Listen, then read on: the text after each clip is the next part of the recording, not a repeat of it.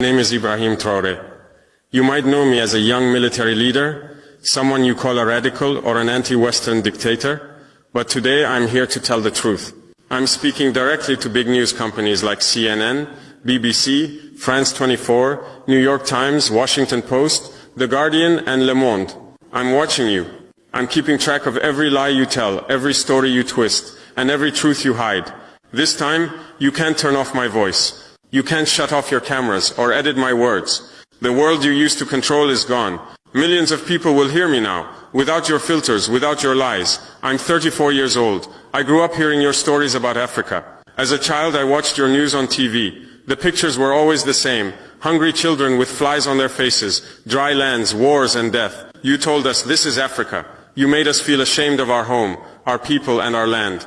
We believed you because we were young and didn't know better. But as I grew older, I started to read, ask questions and learn. I realized the Africa you showed us wasn't real. It was a story you made up. You wrote a script for us, and it was full of lies. The false story of Africa. You, the big news companies, have shown Africa in a bad way for years. You make it look like Africans are not human, like we are wild people who can't take care of ourselves. You show us as poor, helpless and lost, waiting for you to save us. Every day your TV screens and newspapers talk about hunger, war, sickness, corruption, terror and chaos. These are the only words you use for Africa. You never talk about hope, success, growth, strength, honor, pride or victories. Why? Because those words don't fit the story you want to tell. Let me ask you, have you ever made Africa's successes your big headlines? Have you told the world about Rwanda's amazing technology growth? Have you shown Ethiopia's huge project to plant millions of trees? Have you praised Botswana for its strong democracy? Have you talked about Kenya's smart business ideas and young entrepreneurs? No, you haven't. Those stories don't fit your plan. In your story, Africa can't be successful. If Africa is doing well, how can you justify taking our resources? If we're not poor and weak, why would we need your help? If we're not backward, how can you look down on us? I want to ask the people who run your newsrooms, have you ever thought about why Africa, a land full of riches, has so many poor people? Let me give you some facts, real numbers that show the truth. Africa's wealth and poverty. Africa has so much wealth, but our people don't see it. Here are some examples. Cobalt. Africa has 70% of the world's cobalt. Cobalt is used in your cell phones, computers, and electric cars. Most of it comes from Congo, but the people in Congo can't afford phones or computers. Why? Platinum. Africa has 90% of the world's platinum. Platinum is used in car parts, electronics, and medical tools. It comes from South Africa, but South Africans struggle with unemployment and poverty. Gold. Africa produces 30% of the world's gold. Countries like Mali, Burkina Faso, Ghana, and Tanzania have huge gold mines, but our people live in poverty while gold flows out of our lands. Diamonds. Africa supplies 65% of the world's diamonds. Countries like Botswana, Angola, Congo, and Sierra Leone produce billions of dollars worth of diamonds. But miners in those countries earn just $1 a day. Uranium. Africa has 35% of the world's uranium, which powers nuclear plants. Niger, Namibia, and South Africa produce it. Your cities, like Paris, have electricity because of our uranium, but our villages stay dark. You ask, why is Africa poor? That's the wrong question. The real question is, how is Africa kept poor when it's so rich? The answer is simple. Colonialism never ended. It just changed its face. How colonialism continues. In the past, you came to Africa with armies and took our lands. Now you come with companies and contracts. You used to rule us with whips and guns. Now you control us with loans and deals. Let me give you examples with names, numbers and facts. Lancor. This is a Swiss company that mines cobalt in Congo. In 2022, they made $256 billion in revenue. But they paid Congo only $500 million in taxes. That's just 0.2% of their earnings. Is that fair? Rio Tinto. This British-Australian company mines bauxite in Guinea. They take out 20 million tons every year. What does Guinea get? Pollution and sickness. Total Energies. This French oil company works in Angola, Nigeria, and Congo. In 2022, they made $36 billion in profit. But they leave behind old, dirty pipelines and poor communities. Anglo-American. This company started in South Africa but is now based in London. They take diamonds, platinum and iron. What's left in South Africa? Millions of unemployed miners. These are just a few examples. There's more you don't see. Secret deals, hidden bank accounts and tricks to avoid taxes. Every year, $88 billion leaves Africa illegally. That's money stolen from our people. You write about the $45 billion in aid that comes to Africa, but you don't talk about the wealth that leaves. Africa isn't receiving aid, it's giving aid to the world. The system that keeps Africa poor. There's a system that keeps Africa poor, and it works like this. Create corruption.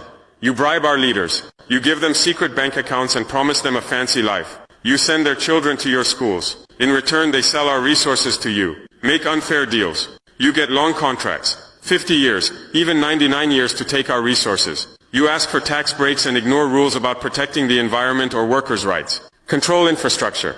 You take over our ports, airports and railways, but only to move resources from mines to ships. You don't build roads for our villages or bring electricity to our schools. Provide security. You set up private security companies and arm them. If people protest, you call them rebels or terrorists. Silence the media. You pay local journalists to stay quiet. You stop voices that speak against you. You show the world only the bad news about Africa, like wars and unrest. This system has been working for over 100 years. You, the big news companies, are part of it. Your biggest advertisers are the same companies that take Africa's resources, oil companies, mining companies and arms dealers. You take their money, so you protect their interests. The truth about France, Britain, America and China. Let me tell you about the systems used by powerful countries to control Africa. France and the CFA France. 14 African countries still use a currency controlled by France called the CFA France. Half of these countries' money is kept in the French treasury. France charges us to use our own money. Every year, $500 billion in resources flows from Africa to France. When France gives $10 billion in aid, you make it big news. But you don't talk about the $500 billion they take. Britain and money laundering. London is the world's center for hiding stolen money. Africa's wealth is moved through places like Jersey, Guernsey, the Cayman Islands and the Virgin Islands, all controlled by Britain. You don't write about this. America and military control. The US has 46 military bases in Africa through its Africa Command. They say it's for security, but it's really about controlling our resources. Drones fly over our skies every day watching us. They say they're fighting terrorists, but they target leaders who stand up for Africa. China's new game. China says they want to help Africa by building roads and giving loans, but in return they take 99-year contracts for our ports, mines and farmland. Countries like Sri Lanka and Zambia are now trapped in debt to China. Is this really win-win? You don't write about these things because you're not free. You're controlled by billionaires. Jeff Bezos owns the Washington Post. Rupert Murdoch controls Fox News, the Wall Street Journal and the Times. Carlos Slim, a Mexican billionaire, is a major shareholder in the New York Times. These people didn't get rich by helping Africa. They got rich by exploiting places like Africa and Latin America. Your editors come from elite schools like Harvard, Yale, Oxford and Cambridge. They share the same ideas and biases. Your reporters in Africa often don't speak our languages, like Swahili, Hausa, Yoruba or Amharic. They can't talk to our people, so they rely on Western diplomats and NGOs for information. How can you call that fair reporting? The heroes they silenced. Let me tell you about the African leaders you've ignored or lied about. Patrice Lumumba, he was the leader of Congo, killed on January 17, 1961. The CIA and Belgian mercenaries were involved. They dissolved his body in acid and kept his teeth as souvenirs. In 2022, Belgium returned one tooth to his family after 61 years. You called it chaos in Congo, but didn't investigate the killers, or Belgium's crimes. Thomas Sankara, he was my hero, the leader of Burkina Faso, killed on October 15th. Sankara vaccinated 2.5 million children, planted 10 million trees, raised literacy from 13% to 73%, gave women equal rights, banned harmful practices, and fought corruption. He refused to pay Africa's unfair debts to the West. France supported his killer, Blaise Compaoré. You called it a military coup, but didn't tell the world about Sankara's dreams or successes. Muammar Gaddafi. Yes, he was a dictator, but he did a lot for Libya. Under him, Libya had a high income, free healthcare, free education, and cheap fuel. He built a huge irrigation project to make the desert green. His biggest dream was a united Africa with its own bank and currency. He was killed on October 20th, 2011, after NATO attacked Libya. Hillary Clinton laughed about it. Now Libya has 3 governments, civil war, and even slave markets. You call this democracy? These leaders were killed because they stood up for Africa. They wanted us to control our own wealth and future, but you didn't tell their stories. You called them dictators, or said their countries were chaotic.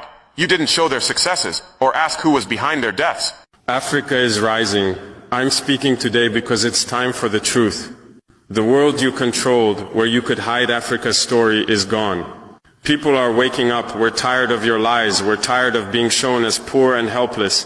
Africa is rich, not just in resources, but in people, ideas and strength. We're building our future, and we won't let you write our story anymore. I know speaking out is risky. Telling the truth might cost me my life, like it did for Lumumba, Sankara, and Gaddafi. But I'm not afraid. Africa is rising, and we need everyone to join us. If you're inspired by this message, share it, talk about it. Tell the world the truth about Africa. Support leaders who fight for our people, like I'm trying to do in Burkina Faso. Together we can change the story. We can show the world who we really are, not the Africa you see on CNN or BBC, but the real Africa, full of hope, pride and power. Thank you for listening.